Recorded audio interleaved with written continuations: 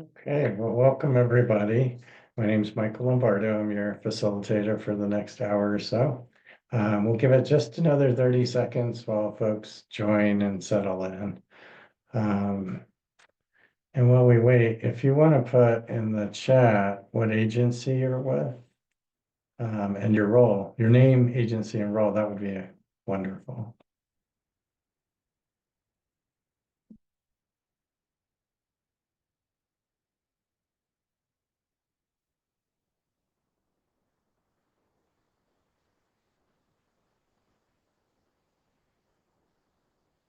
I'm just going to check with Amanda again. I did something. Can you still see the presentation? Yes, I can still see it. Okay, great. All right, so SELPA, county office.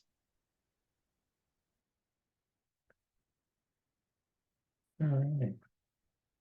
Department of Social Services, CFPC, San Luis Obispo County office. Good to see you, John. All right. We have a wide range of folks here.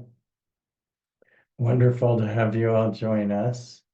I am going to go ahead and move the chat box over there, so Amanda will monitor any questions that come up during the presentation. But let me introduce myself again, Michael Lombardo. So I'm an Education and Human Services Advisor.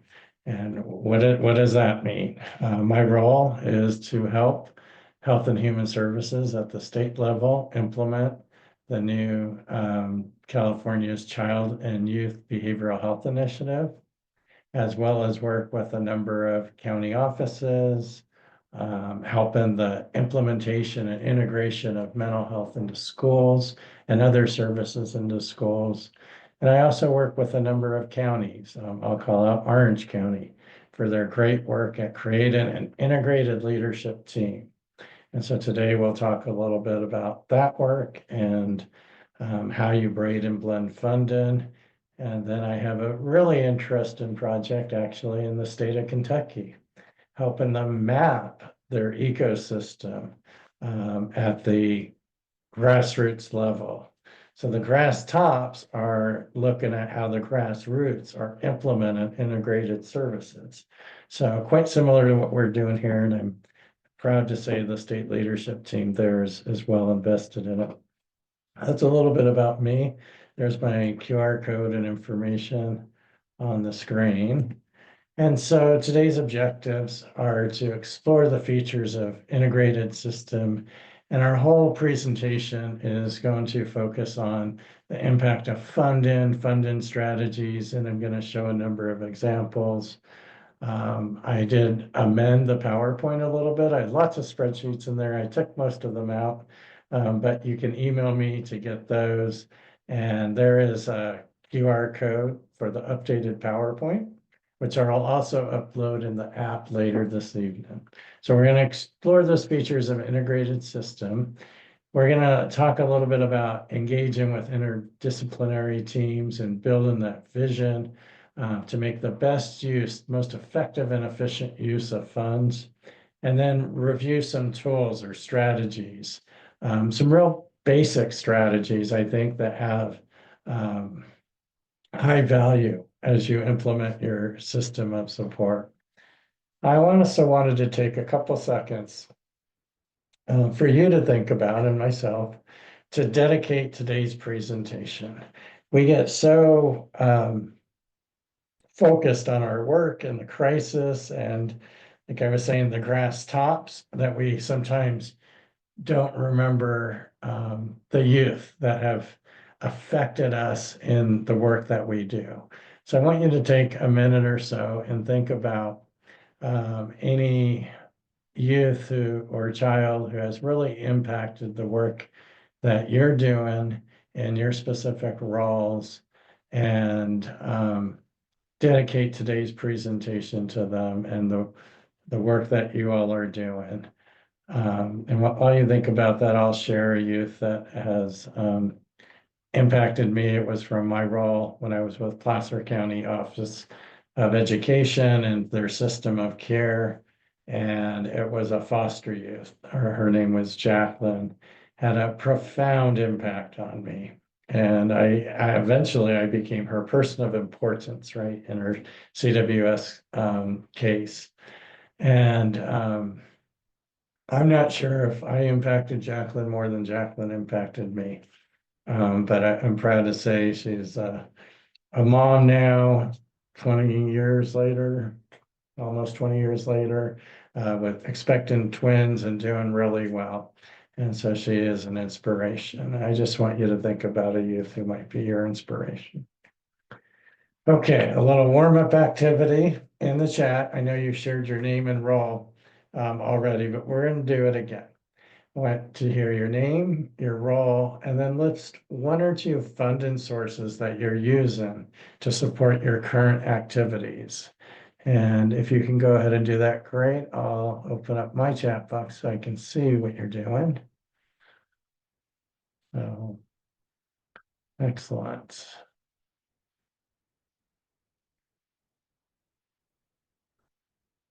And I'm not seeing any yet.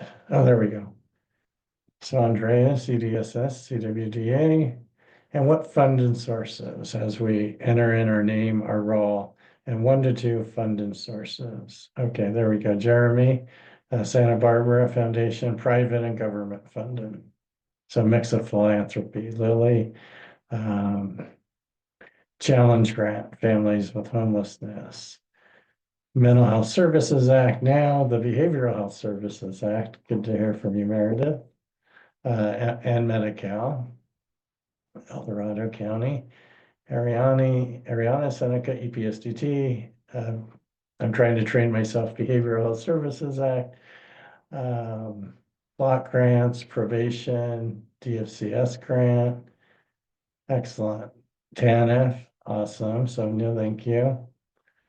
And give it just another minute. Maria, Santa Barbara, CDSS and Medi-Cal, Cal-AIM, Juvenile Justice, County Collaborative, there's Medi-Cal again, MHSA again. Awesome, good job. CalFresh, government funding, CAPIT. Excellent. So I think this illustrates my point really well. There are a plethora, maybe that's the right use of that word, plethora of funding sources out there that we're using to articulate and make this work happen, right? And managing all those funding sources sometimes is complicated and a bit of a roller coaster ride as we go along and try and navigate the work that we're doing. So we'll talk a little bit about how to integrate those funding sources. And I was fortunate enough a few months ago to see Dr. Sunny Patel, who's the senior advisor for children and youth at the SAMHSA. He's still there, or at least he's still on the website. So yay, we have a visionary with SAMHSA. And he said this quote, "Children have integrated needs, but current systems are siloed." And I feel like that's pretty reflective. Even though in California we've made a lot of gains, I still feel like kids come to us with very integrated needs, but our systems are siloed. We have 2083, but I'm not sure that's quite reached the end zone. And so that's my opinion. I think 2083 has done a lot of great work, but there's a lot of opportunity to expand that to whole child and whole systems. And in doing so, I think we make a more effective and efficient use of funding. Right now, I think a lot of our strategies are siloed.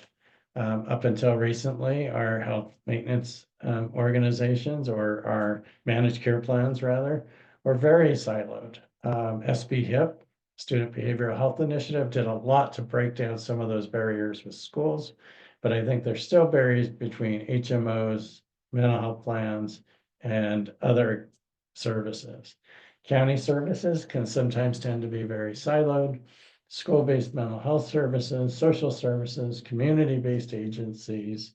On a call earlier today, there was a lot of discussion about the role of community-based agencies in schools And I believe, there's a profound role that CBOs can play in schools, but it has to be with intention, right? People need to work together and intentionally collaborate. So our goal is to break down those systems that are siloed. So I'm going to use a state example of breaking down some of those silos now, the Children and Youth Behavioral Health Initiative. So this is if you haven't heard about it, a $4.7 billion initiative to reimagine and transform the way California supports children, youth, and families. A lot of times when we're talking about that kind of investment, things can get very structurally siloed. But I'm happy to say the work of CYBHI has worked hard to reimagine a more integrated youth-centered, equitable system of support. And I'll use an example from an hour ago. I was on another call, and Dr. Sohail Sud is our director. We're working to build an implementation guide for the ecosystem paper I'll talk about in a moment. And one of the things Dr. Sud said was, have you talked to families about this? Have families reviewed the guidebook? So have you integrated and supported working and collaborating with partners? And so he had a real good point. We've worked with agency partners, but we haven't included families yet. So we're going to work towards that. And in the whole, CYBHI has promoted mental health and behavioral health well-being across our system. One unique thing about this level of a statewide investment in CYBHI is a collective vision to support children and youth, knowing that they're struggling, but supporting them where they're at, in and around schools and in our community. So to really think about all of the partners involved and align those efforts with existing frameworks. And since a lot of this work happens around schools or family resource centers, to think about our interconnected systems frameworks that many schools use, or our multi-tiered system of support, the way we align or organize schools in a public health framework. So right out of the gate, CYBHI, and at that time it was Melissa Stafford Jones, asked us to look at what barriers are standing in the way of this work that we're doing, trying to integrate mental health into schools. And she, for lack of a better way to say it, commissioned a paper. There's a QR code there if you're not familiar with the working paper for California's children and youth behavioral health ecosystem. I call it just simply the working paper. Download that, and I promise you it's a good read. So they asked us to look at what are those barriers? And so a team was formed, and you might recognize some of these individuals across the state of family organizations, advocates, county behavioral health, education, content experts, to interview about 300 experts across the US and a little over 2,000 youth and families to really look at what are these barriers of children access and services. And what we found out is probably not a surprise to you all, that we're missing a lot of key resources in our strategies to implement and connect with students and children. We are structurally siloed, and those two are affecting and impacting the fact that we're underserving families. We're hindered by insufficient data, information sharing, and collaboration. And so it really punctuated, I think, much of today's efforts to expand 2083 and integrated systems. That children and youth and families at the center need juvenile justice, healthcare, early education, behavioral health, child welfare to all work together. And to do that at the state level, the regional level, county level, local level, and right into a school site. Some of you who work with school sites might know this as cost teams, coordination of services teams. And so the necessary components of implementation were developed through our research with the experts and families. We're going to focus in on effective approaches of integrated funding, one of the components under function, process, and outcomes. So this is kind of a fun slide. I mean, there is no doubt we survived the pandemic. We're still feeling the effects, but as the pandemic started, I was getting calls from our fiscal department and others going, oh my gosh, there's going to be no resources. What are you going to do, Mike, to manage services? What are your core services? Because you're going to have to lay off staff. But that didn't happen. In fact, it was unprecedented funding. In fact, over the last 10 years, California has seen a massive amount of funding infused into our system. A lot of these are education examples, and there's many more than this.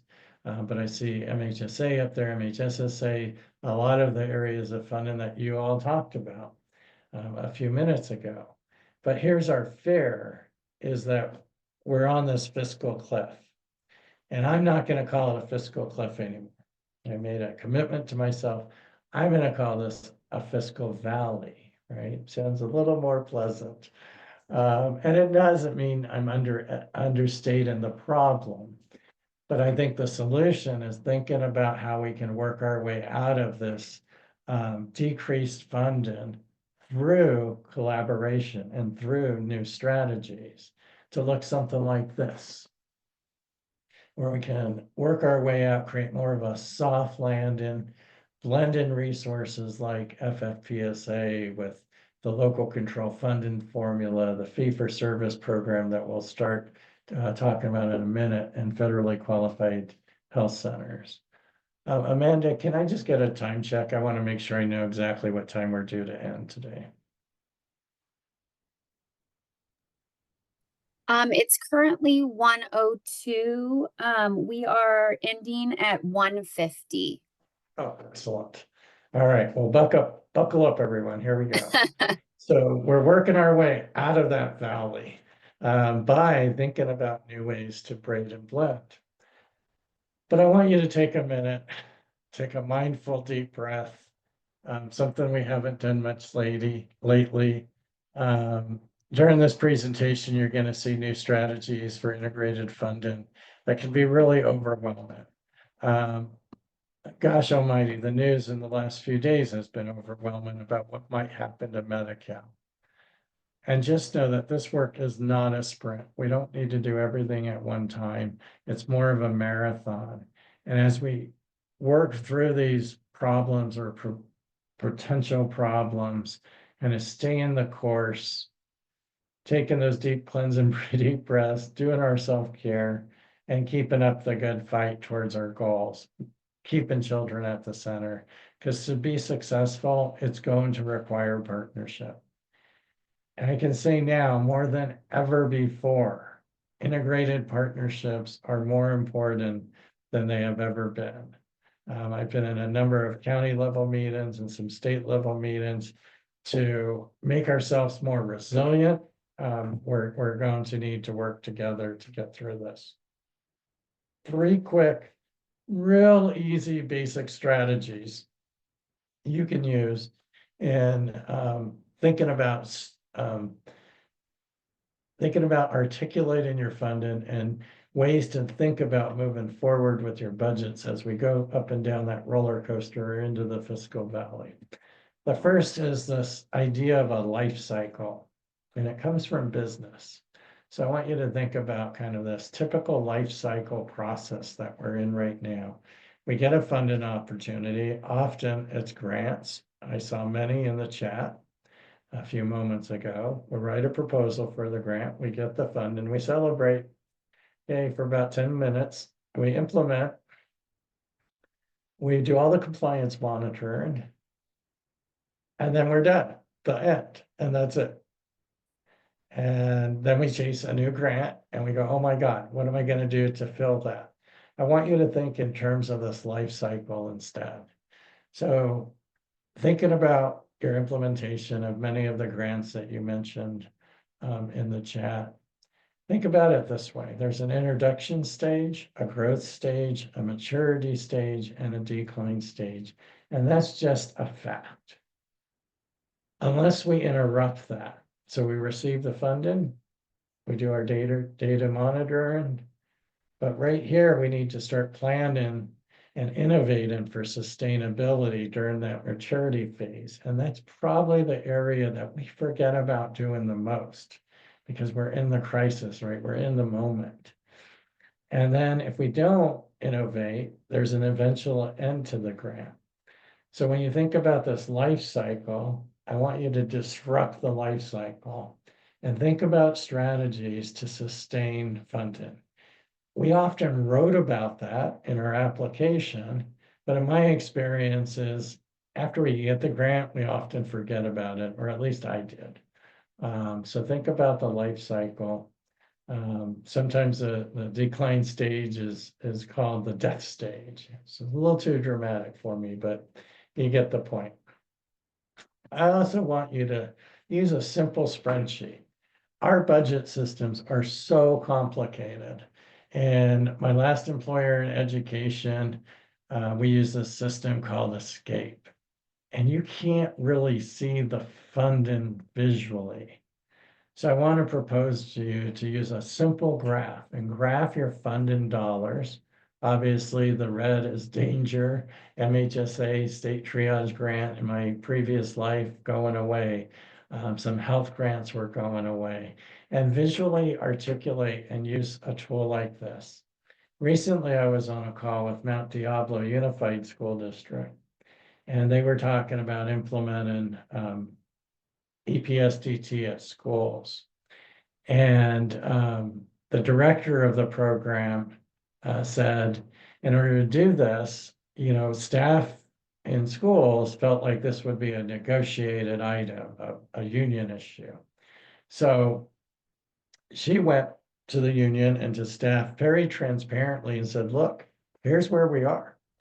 If we don't talk about where we are financially and where the red lies, we may be looking at layoffs. So a simple fact is if we don't do this, half of you might be gone. And it made negotiations go a little bit differently. They made some concessions and allowed staff, when they looked at the underlying function of the problem, it was really staff were worried about additional job duties. So they assured staff you could use an hour a day to do your documentation or an hour and a half, and we wouldn't impact your workload that way. And so they were able to implement this integrated funding strategy through a collaboration between Contra Costa County Behavioral Health and the schools by being transparent, by using a tool like that. I also want you to think about the reality check for funding. It often looks like this. Everybody's doing their own thing. It's a chaotic bundle of knots. And I know when I've looked at budgets through my 30 plus years of working in this business, that's what I see sometimes on those spreadsheets. Sometimes it's a little tidier where we report out to others what our funding looks like. Often it's multiple budgets lined up in nice, neat balls of silos, but not really integrated. So I want to propose to all of you to think about your funding as you move forward like this, to braid dollars, because in our future, there is no single funding source that we're going to be able to leverage that will fully fund our programs. I just don't think that's a reality for our future, if it is even now. And so think about how do we braid funding in an integrated way. So communities must look at braided and blended funding, and clearly you need to engage your partners to do that. Probation, child welfare, behavioral health. If you're not already utilizing an integrated system or a system of care or an ILT or whatever you want to call it in your county, think about how we can work together to braid those fundings. Just a little braided funding lesson. I'm not going to spend much time here.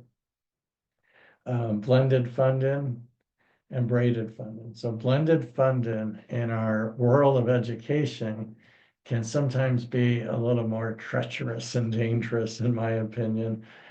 Usually blended funding is typically funding that's difficult to attribute to a specific aspect, program, or individual result. So it's usually more flexible funding. On the rare occasion, I had a foundation come and here's a check, Mike, for $20,000. Go forth and use it for kids. I'm like, well, what part? And drove my fiscal office crazy because it has to be specified, Mike, but it was very flexible.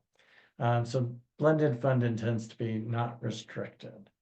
Graded funding, however, has rules, a diverse set of funding sources where we're tracking the resource of those dollars and what the intention or function of those dollars is. And I feel it's a little safer. I mean, blended funding, certainly a lot more fun because it's so flexible, but graded funding tends to be more strategic. Here's what I did. No, you can't read that. Don't adjust your screens. It's intentionally blurred because this is the spreadsheet I used as I was leaving my last job before I transitioned to this role. I had, that should say 51 funding streams for 64 staff in our integrated system. And there is no universe where I could have looked at our government system in Escape and actually seen how staff were being funded, what percentages, what parts of their day, what funding was in jeopardy.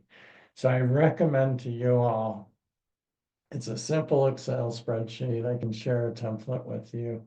But in order to think about these nuances where we have to make adjustments and make changes, to use a tool where you could make the budgets come more alive and more flexible. And I, of course, had to make some promises to my fiscal department that I would include them in this process and that I wouldn't go changing anything, obviously, without talking to them. There's a, yes, Rachel, I saw the chat out of the corner of my eye. Please text me, reach out, or use my email, reach out, and I'll get that to you. So what this looks like here, this is a sample version, not real people. There's no Doug Doyle. But the idea is to line up what's our resource code, the employee date range that those funds are going to be used. What's the program? Our FTE that's authorized under our budget. And then going across horizontally across the top, what are each of the budget streams or resources that we use? And then you can enter in those dollars and percentages underneath. And it was an excellent way for me to really think about how I was using these dollars for each staff person, which, became quite complicated here with 64 staff, 50 something funding streams. And I want to say had about 24 different programs operating. And we're a small county office in Placer. And so, much of this funding was through our collaboration with child welfare and behavioral health. And I saw MHSA in the chat. So it's a way to, I am laughing because my budget office hated this word. It's a way for me to tinker with numbers. They didn't like the word tinker and budget in the same sentence. But it was a way for me to tinker without causing any damage. I could move things around and go, oh yeah, that really works. I'm not using that funding well there. Let's put it here. And then talk to the budget person and change it without causing any damage to the budget. So I think it finally grew on him after a while. So here's a really basic example in our system. And I won't bore you with the classification, except that third column there, stirs and purrs, for us was really important because those figures for employee cost are different. And they'll really mess up your budget spreadsheet. If you don't know what the full cost of a PERS employees was versus a STIRS employee. For a lot of you, that is much more simple. Government agencies, it's probably PERS or community-based or CBOs, it's much simpler. So let's go across the top. Fiscal year total, adding in the expected COLA that we would get because this never aligned with the actual start of the fiscal year. So we would estimate what the COLA might be. This example shows 8.5%. Trust me, that was a killer year. I was the only person crying that we got an 8.5% COLA because it really jams up your funding, right? How this person will be funded in the example, I used Rick Saletta. Some of you might have known him. He was not my employee, I was his employee. He was my mentor, but it's the name that came to mind when I was building this. Total cost of $130,000. You could put in 60% and $78,000 pops up there. It does the math for you. Going further to the right, you can see the red is those hot resource codes that are ending soon. So we want to be aware what's going to end and have to deal with that. You can see a lot of the columns have expired on it. And then we go all the way to the right. So we've already funded $60,000 of Rick, and I'm short. I need, or 60% of Rick, $70,000. I need some more money. I need 40%.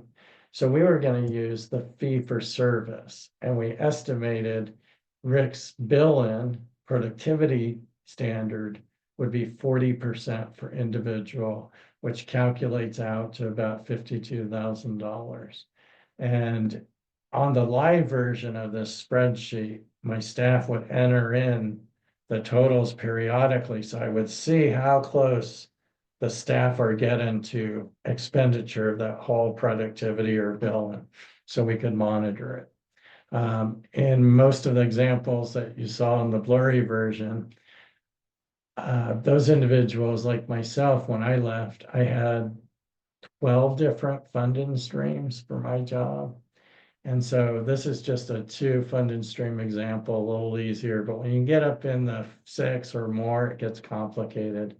And a tool like this can be super helpful. Okay. I like this slide. We'll take that deep breath again and we'll keep going. I had a number of other spreadsheets I was going to show you, and I thought, gosh almighty, it's late in the afternoon, you've had lunch. We can talk offline, or you can contact me and I'll go through those samples for you. But more fun is to use real life examples.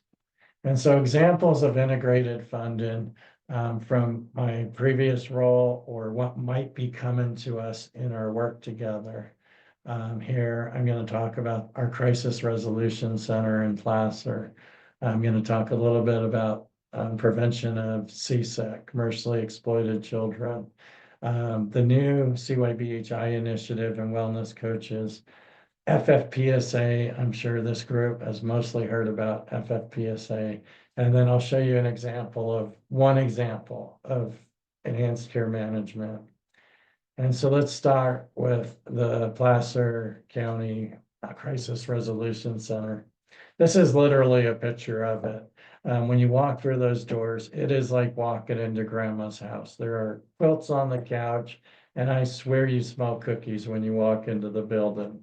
It's a short-term residential placement, voluntary placement, so it doesn't fall underneath a lot of our CWS rules or foster care rules because it's voluntary.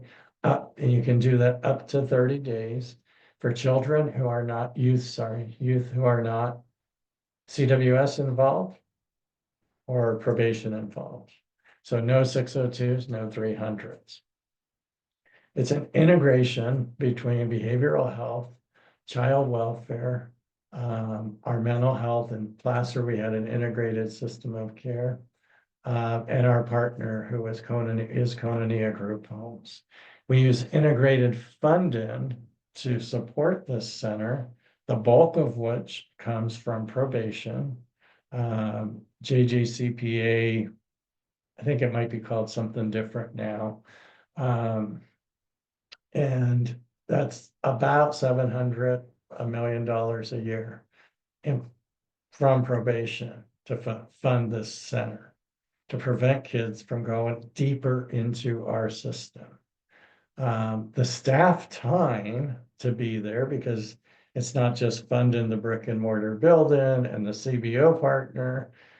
Staff are funded through foster dollars, CSEC dollars, attendance dollars, mental health dollars, child welfare dollars. So you have a variety of funding sources, funded staff time, the bulk of the operational funding coming from probation, to do what I believe has diverted now, after, I don't know, 15 years of operation, has diverted thousands of youth from the deeper end of our system at a much, much lower cost than placement or things like that, or what the cost would have been in our system. So the next one, and we'll get to talk more about that and have questions at the end, is prevention of commercially exploited children, CSEC. So most of you might be familiar with this, but some changes in the law, SB 855, allowed for some additional funding to be used by your social services, through social services, to help support the prevention of children who are exploited. This funding was to be used for prevention and intervention activities and services for children who have experienced or at risk of commercial sexual exploitation. When you download the PowerPoint, you can click on the link and it'll show you that.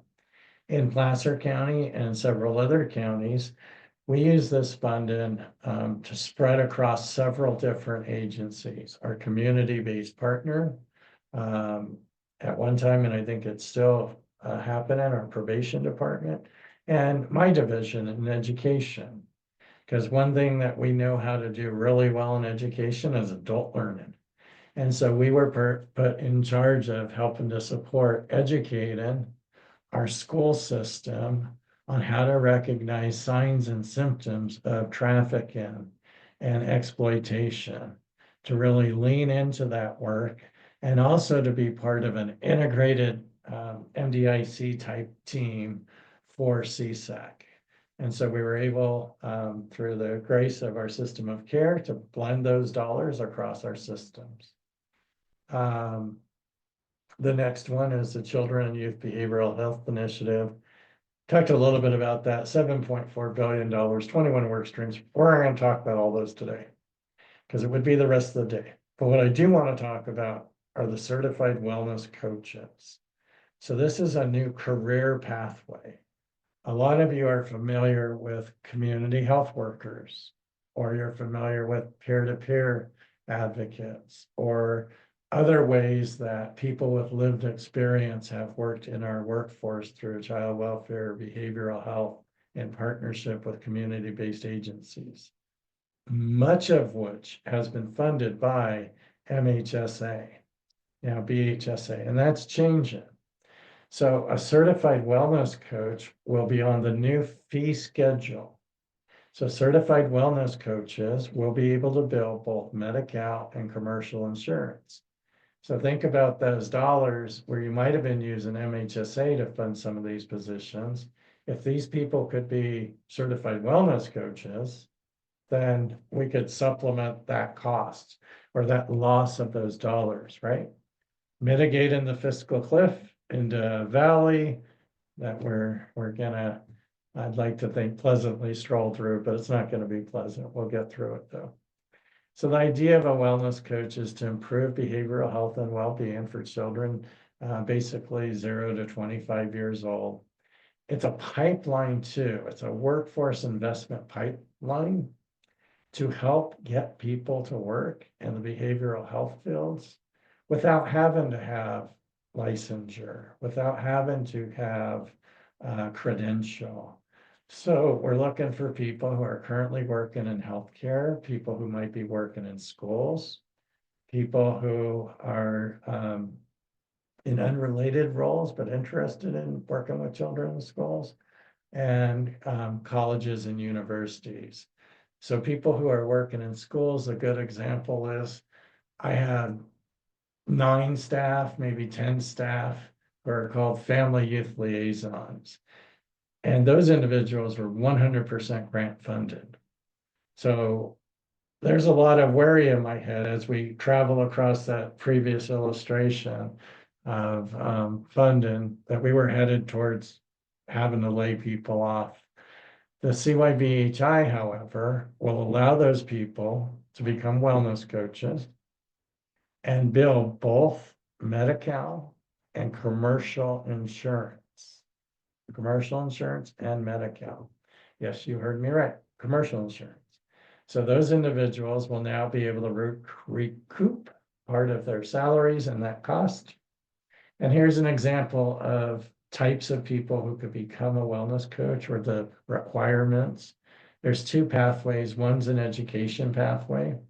So you have to have one of those degree types, an associate degree, social work, human services, addiction studies, or recently added psychology, or a bachelor's degree with an amount of experience. Now, I know in our agencies across the state, you already have a lot of people with this experience because they've been working underneath different grants. So they could likely become wellness coaches, even though they didn't have a degree requirement. I discovered many of my staff did have degrees. Then there's a workforce pathway requirement, or opportunity, sorry. In this model, you could have any degree. It's not restricted to one of those 6 and 1,300 hours and become a wellness coach 1, or 2,700 hours and become a wellness coach 2. It used to be more restricted to certain degrees, but through a lot of advocacy and the state realizing they needed to open this up to any degree type, because we had a business major working for us who had a massive amount of experience, but not the right degree. So they opened it up, and now that individual can also bill for Medi-Cal or commercial insurance to do these activities. Promote wellness, screening, care coordination, individual support, group support, crisis referrals. A lot of the work on there you'll see reflected in staff you already have. And so you don't need to change their name to certified wellness coach. You can keep it as a family youth liaison, but there's a process through HCI to become certified. It's very painless. It only takes a few days. You upload some documents, or the individual uploads some documents, and certification will be granted after review of those documents, and we're good to go. So moving on, next area is the Families First Prevention Services Act, or FFPSA.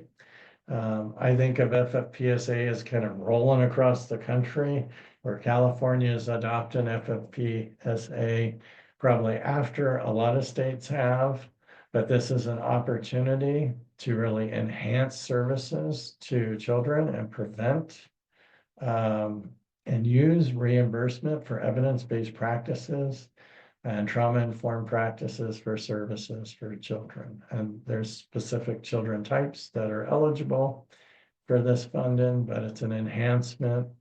You can click on the links and download more information exactly on what FFPSA is, but I want to show you this. If you're not familiar with it, here are the types of youth or children who would qualify for FFPSA. Children in voluntary court-ordered placement, children who are homeless, probation youth, 602s, children in guardianship, trafficked children, children with substance abuse, or inclusive disposition of child abuse or neglect. Children who have siblings in foster care, children exposed to domestic violence. So the list from the state captures what I would call in our education world, children with tier 2 and tier 3 needs. So our most high-risk children, right, would qualify for that. Now, here's the services that the state has approved. This is the last time I looked. This list will grow, but you could do nurse-family partnership, healthy families, parents as teachers, MST, multisystemic therapy, motivational interview, and functional family therapy. All of these programs are widely used across the state. So why I'm showing you this particular set and funded under FFPSA is that kids are predominantly, most of the time, at schools. And so whether you're using community-based agencies to implement these programs in the future, and we haven't landed the plane. We're kind of looking at the runway for FFPSA and these dollars. We haven't quite got there yet, but it's coming soon. Now's the time to think about our partnerships and think about, well, kids are at schools. Can we work with the community-based agencies in the school to put services on campus and get reimbursed through Title 4E for this type of service? What about schools delivering these services? So we can think about how schools could be involved. And thank you, Amanda, for putting that in the chat. So think about FFPSA. You know, there should be an extra P in there somewhere for partnership. I wouldn't, and I know a lot of you have maybe been involved in the articulation of what your county's plan is. But really look at, did we involve our school partners? Did we involve all the right people who can service kids where they are when it does finally roll out? So that's FFPSA. And lastly, I'm going to show you an example of enhanced care management, and we're going to have time for some questions. So enhanced care management under CalAIM is an opportunity for managed care plans to provide medical and mental health services to eligible populations. I won't read all of this for you. I have a link here that you can look up, but it's really in a cliff noted Mike Lombardo version is to get prevention supports moved upstream or intensive care management upstream for our most at-risk families, right? The state realized that if we do this well and coordinate services well, we can decrease families and children ended up in the deep end of the system, but also improve services and improve outcomes. And so eligible students or children in this case, are children experiencing, you're going to see some similarities to the previous list, are most at risk, experiencing homelessness, avoiding intensive hospitalization, children with serious mental health issues, children in CWS or CMS. And then finally, children, whoops, sorry so much for that. Children who are, my icon's right over this, children in the child welfare system, right? Can't believe I had to move my icon to see that. So children in the child welfare system to provide systemic coordinated services and comprehensive case management in a community-based interdisciplinary, that should be highlighted, interdisciplinary way with high touch and in a person-centered manner. So whole child care in an integrated way with partners for this eligible group. Okay. Now, here's a foster youth example, but I'm not going to show you that. I'm going to give you my disclaimer first. Every managed care plan in California has a slightly different way of implementing these supports. So it is imperative that whether you're education people on the call or child welfare or community-based agencies, that we partner with our managed care plans to avoid conflicts, to avoid friction, and to best serve children in the most effective and efficient way. Okay. Now I'm going to give you one example, just one example of partnership health plan. So partnership health plan of California, mainly Northern California, small counties, is working with school districts and community-based agencies to implement ECM through schools.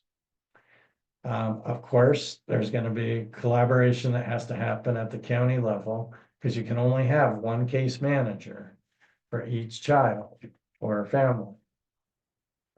So here's the example, the reimbursement, and there's a lot of steps to get here. but reimbursement would be around $400 a month per foster youth in the system. If you had 75 youth times $400, that's $30,000 a month infused into your system to support youth. And have at least one contact is probably not realistic, because the types of youth that you saw require many more than one contact, but you must have at least one contact. I would venture to say it's much more than one contact. So you can see at ECM is a great strategy to think about supplementing other funding sources. It's also a great strategy programmatically to think about how are we gonna integrate with our partners. In this example, foster youth are at school, so maybe schools would be a great provider. And in this one application with partnership, they're using schools. In other counties, in Orange County, Cal Optima has an academy you go through, and you make a determination of what the best agency would be to use to provide those services. The point being, really think about partnering with managed care plans in new ways. In fact, the law is changing where managed care plans are going to be required next year to have a more formal relationship with schools. And if you read the requirements, it's all about integration and collaboration. So you've seen examples of our crisis center, CSAC, CYBHI, wellness coaches, Families First Prevention Services Act, enhanced care management, all opportunities to make up, what is that, 5 of Michael's 51 funding streams across the top of that spreadsheet, but all opportunities to navigate our pathway into the future of moving through this fiscal valley and really looking at sustainable opportunities to fund services.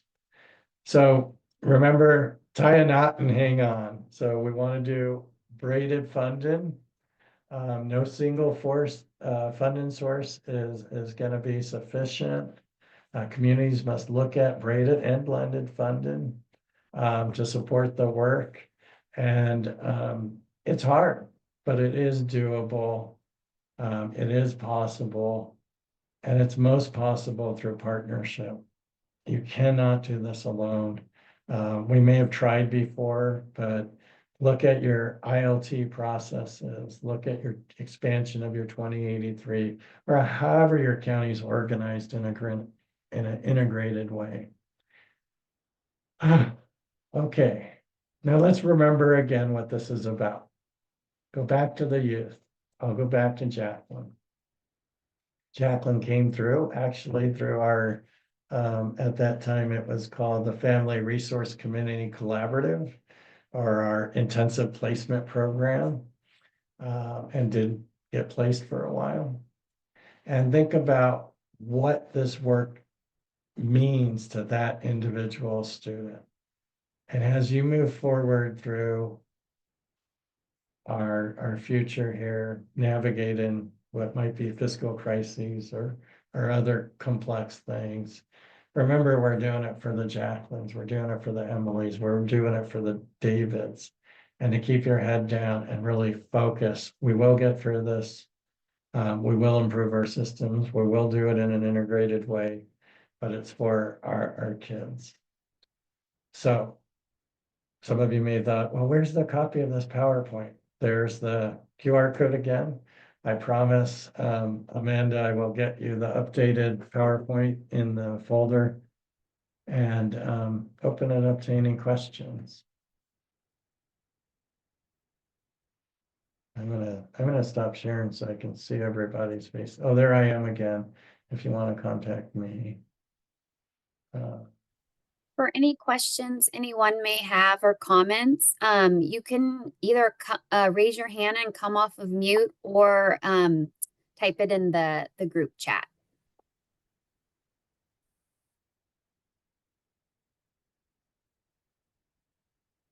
Thank you, Lily. I appreciate that. If some of you were in a presentation with me yesterday, you do know I get anxious with silence, so I just call on people.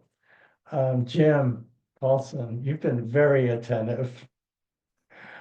Do you have any questions or what struck you about these strategies for integrated funding? Well, I really appreciate your focus on kind of where future funding, where the funding of the future seems to lie. And I think even one of my takeaways, I was sitting here and taking some notes, is kind of this integrated mental health. I come from a child welfare background in that Medi-Cal dollars, you really need to be thinking, and I think education-based dollars, that was a big takeaway for me to be thinking about both of those areas, particularly just that terminology and integrated mental health, like an integrated mental health approach. So that's a takeaway for me that I'll take back to my team for sure. Awesome, thank you so much. Letty, are you out there from Ventura? Letty, what is your nugget that you'll take away or question you have? Hey, were you calling on me, Lily? Oh, Lily's No, fine I couldn't too. quite hear. Sorry, my sound's not so good. But I did want to say, I really appreciate the examples you were giving, and coming from a small community, small county ourselves, rural county. I think it is a lot easier for small counties or rural, small. We're not small in geography, but small in population, to do the braided funding, to do the integrated services, to collaborate. I mean, we've been doing a lot of collaboration. And it's because, if I'm going to work with someone at the schools, I probably know them through my kids, or, we're a small Think town, about the so grocery store, yeah. kind of thing. So I'm excited by that. And we've been doing a lot of work with the schools, but not directly with funding with them. So I'm wrote down some notes to go back and look at that. And one of our team members actually is a school board member as well. And so I'm going to look at that a little more, because we're already doing the community supports and a bit of Excellent. ECM. But I don't see that happening at our school. So I was interested in partnership, working with Reach them. out, reach out to Debbie Smith, who's part of your county office of education. And she would be a great partner Okay. for you in Mendocino. And I see a question in the chat. What do you do? This is from Alyssa. What do you do to ensure no duplication of services are provided? You collaborate. Easy answer, right? Yeah, it's more complicated than that, Michael. But by having integrated teams, and I'll use an example from schools of a cost team, coordination of services team. That doesn't just have to be a school example, it could be a system of care example. In our system of care in Placer County, we had in a same cubicle, child welfare, behavioral health, student education, public health, and we would collaborate on those cases and avoid the duplication of services through communication. And granted, we are smaller, but other ways to do that in larger counties is technology. So having an agreement across agencies to have one system. Smart care, for instance, and I know smart care is still evolving, but smart care could be a great way to coordinate and avoid duplication of services. And I think that's part of CalMesa's intention. So Sonia had a question. Can we get the QR code again? Oops, and I just lost it. QR code again for the presentation. Yes, I will share that again while we answer the questions. Other questions that might be out there. Let me grab. There's a this. couple questions from Alyssa. Okay. Do you run into wait lists for services? And then the second question, do you have a universal ROI? Let's do, hold on. All right, there's the last screen with the QR code again, and I will upload it to the app. I just didn't get to that before today. So first wait list for services. one thing to mitigate the wait list, because, you know, I'm not naive to think there's this massive amount of staff there ready and able to help every student when they, or youth and child when they walk through the door. So wait lists are a real thing because we only have so much capacity, and there's only, you know, so many people we can hire. Hiring staff is hard. And so one of the advantages of an integrated system is to be able to know who all the partners are. So one agency might have a wait list for substance abuse services, but if we're integrated and community-based agencies or our county agencies are working together, maybe we could mitigate that by making a referral to another partner, or maybe we could triage with the partners around how do we prioritize and get people to that service in a most effective way. And I'm not naive to think that that is the biggest challenge in rural California. But I think by working together, we could mitigate that a bit. I'm sorry, what was the last part of that question? Oh, yeah, no problem. The last part was, do you have a universal ROI? Yeah, so a couple of things about the release of information. Coming soon in March, hopefully, fingers crossed, we will put out a new state guidance information document, a SHIG, that will talk about how we navigate both HIPAA and FERPA. And it will dive into the nuances of that navigation. So one of the big barriers to our collaboration, especially when we start involving school partners, is this HIPAA or FERPA, or I can't share that information. I'm a FERPA employee. If I had a dime for every time I heard that, I would have retired a couple years earlier. You can share information. There's just a rule book, and that's what those are. And so the state guidance document will help you navigate that. And it will have samples of release of information, release ROIs that you could use. And what I really like about the team who constructed the state guidance document, it was an interdisciplinary team. Some of you might be familiar with Rebecca Guterman, who does a lot of HIPAA work in the child welfare, mental health areas, and Elizabeth Estes does a lot of FERPA work. They were leading our team as attorneys. What I like about this document is there's case scenarios in it.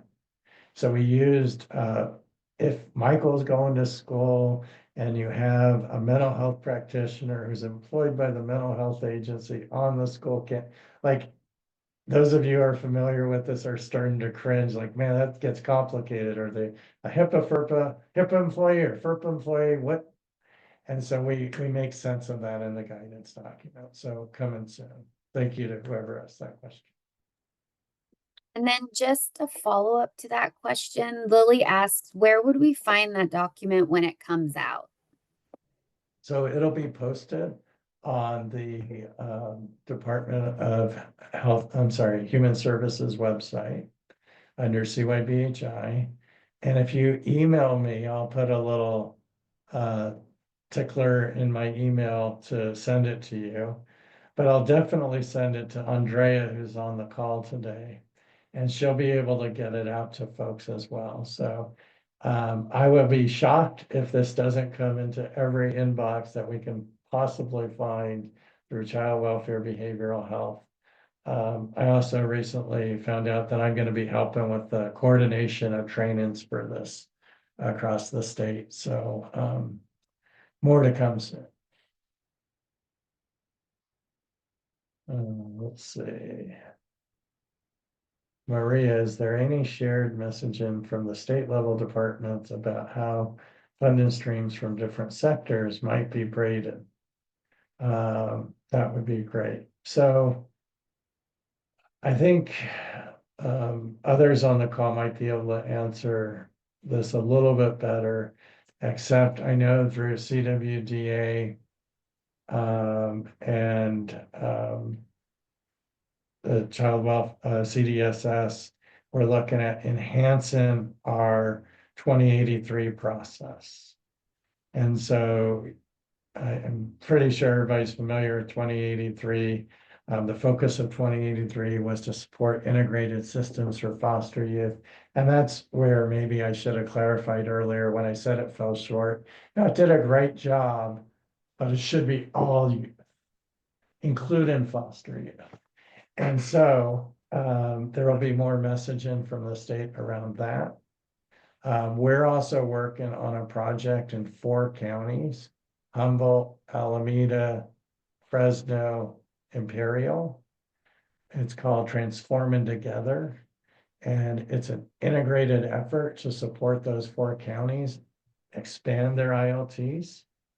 And we're writing a guidance document. So I showed you earlier our ecosystem paper.